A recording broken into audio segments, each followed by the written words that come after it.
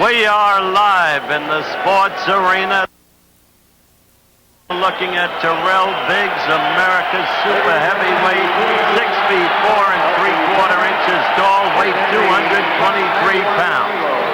He says that his rib problem is a thing of the past, and he has no pain at all in what had been a continuing problem. But his opponent is Lennox Lewis of Canada, who is 6'5 1/4", 209 1/2, and you look at him there, he is regarded as the sleeper for the gold in the super heavyweight competition, and we expect a very tough battle indeed. There is the tail of the tape, and indeed Lewis, just 18, has an almost 4-inch edge in reach on Tyrell Biggs. Biggs is a fleet-footed and quick-handed heavyweight. He uses the speed jab. The referee right there is Otto Krumhiller of West Germany, and the judges come from Romania, Thailand, Philippine Islands, New Zealand, and Brazil. And the action begins. 20-point must-scoring system. We repeat, only to acquaint those of you who have not watched prior segments relating to boxing. Biggs will try to use what I keep calling the speed jab, which is his best blow. Now Lewis, in his prior fight, the referee stopped the contest with at 117 of the third round against Muhammad Yusuf of Pakistan, who had given Lewis what for in the first 2 rounds, superior boxing.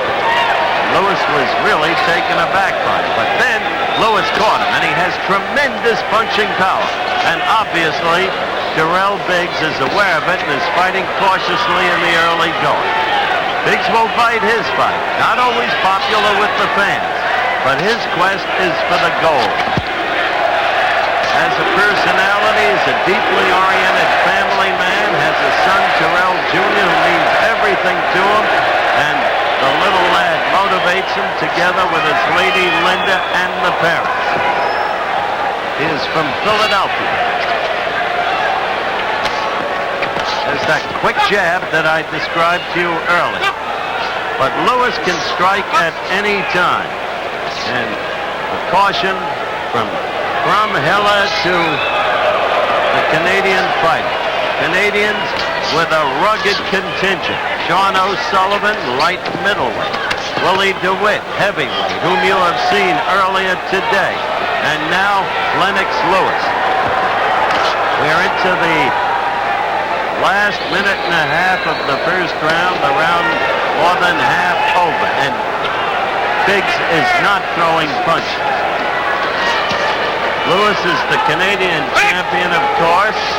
He comes from Kitchener, and he has been carefully trained by an excellent Canadian coach, who turned out to be his coach, Arnie Bain, and his record is 59-5 reported. 59 wins, 5 losses. Now Biggs is beginning to open up for the first time. He's been fighting too cautiously, I think, to score points, but then Lewis hasn't done a lot either. So the round is up for grabs. And Biggs, the left right there, he doubled on it, and then tripled on it in effect. 3 scores right there. 4th. I think he may now feel he has Lewis cased, but he can't let Lewis muscle him and pin him against the ropes or in the corner, because Lewis has the power to kill you that way. We'll be right back. There'll be ringside live, Sports Arena, second round action beginning. Super heavyweights, Tyrell Biggs, America, dancing as you look at him against Lennox Lewis of Canada. Lewis good enough to have beaten Craig Payne, American super heavyweight, who gave Tyrell Biggs fits in the boxing. And the crowd is looking and waiting and anticipating. Biggs staying out of Lewis's range in the first round. Lewis did virtually nothing, and Biggs didn't do a lot, but I thought he won keeps working that speed jab.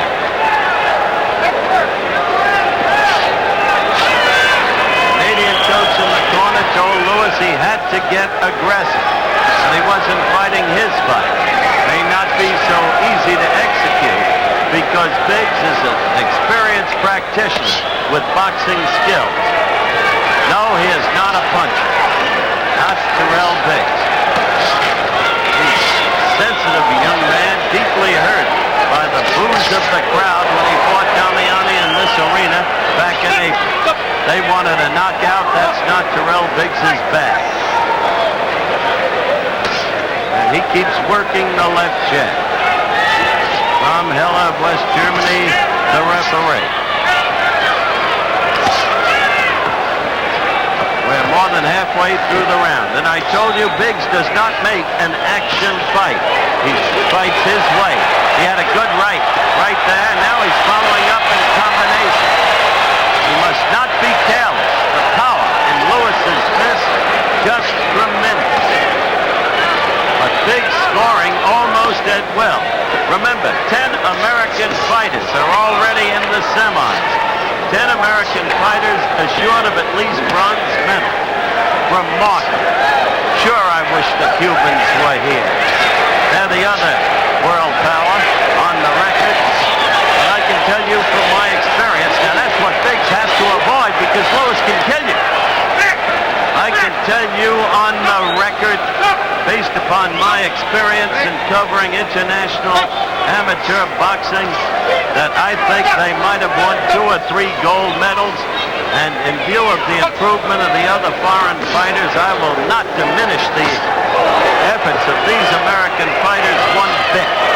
I think it's the finest, deepest amateur boxing team ever developed anywhere in the world, and that's for the record. We go on with the action. We're inside the final 20 seconds.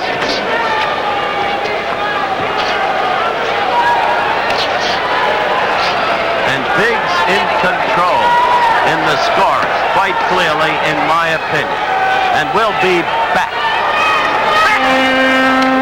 In creating the live at ringside, the sports arena, third and final round. Biggs, America against Lewis, Canada. You should have heard the Canadian coach. You've got to go out there and drive. You've got to float like a butterfly, sting like a bee. Remember that? And Lewis is coming out that way. He would need a huge round or a knockout, in my opinion, to have any chance to win this bout. Biggs must stay away as he's doing. Box, keep using that speed jab. Helle breaks the fighters. This is a big test for Tyrell Biggs. In perfect truth, it may be the biggest test in the super heavyweight classification. He must not, in any sense, get careless. By my precepts, and you've watched this fight, he has a big scoring lead. And he keeps that left jab moving. Now Lennox is throwing the left as he did not in the first 2 rounds. Remember, it was in the 3rd round that he came on against Muhammad Yusuf of Pakistan. And Biggs, let's see how much stamina he has, because he's got a lot more fighting to do if he wins this bout. The quick double jab and even a 3rd. Tying Lewis up. Caution about potential butting from Cromwell to Tyrell Biggs. And the left jab keeps working, slipping the right of the opponent.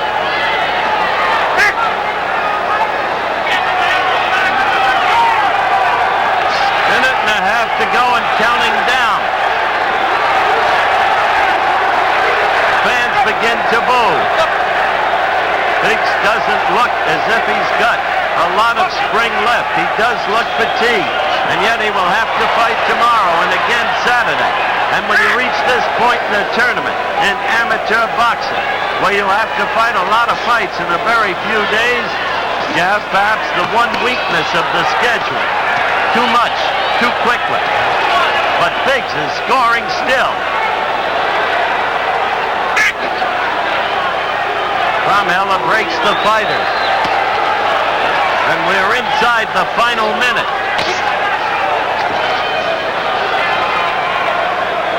And again, because of certain cases of unpredictable scoring, as Lewis tries to strike in the final minute, Biggs fights back, and it's Biggs who did the major scoring. I will not predict how these judges will score, but to me, Biggs is an easy and solid victor unless he gets knocked out. Good left to the belly by Lewis, but look at Biggs scoring, teeing off on Lennox Lewis, using his experience and his boxing skills. Bromheller cautioning the Canadians. Float like a butterfly and sting like a bee, as Coach told him. He has neither floated nor stung. Ali could do that. Look at that left and charge. Lewis back. And Biggs ends this fight with a flurry and a flare. Tyrell Biggs, America's super heavyweight. And as you look at him, you can sense that the man knows he has won. We'll be back. We're back live at the sports arena, awaiting the decision, and I'd like to show you action in slow-mo. This is where Lewis hit Biggs in the ribs, and those ribs have been a problem for Tyrell. It obviously infuriated Biggs. He came back in the manner you are now watching. I think a telling replay for that purpose.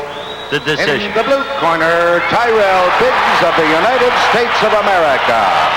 No Señoras y question señores, about ganador en it. puntos, 5-0. Unanimous decision. Tyrell Biggs. 11 Americans have gone into the semis. 11 will at least get bronze medals. Let's go back to Jim McKay.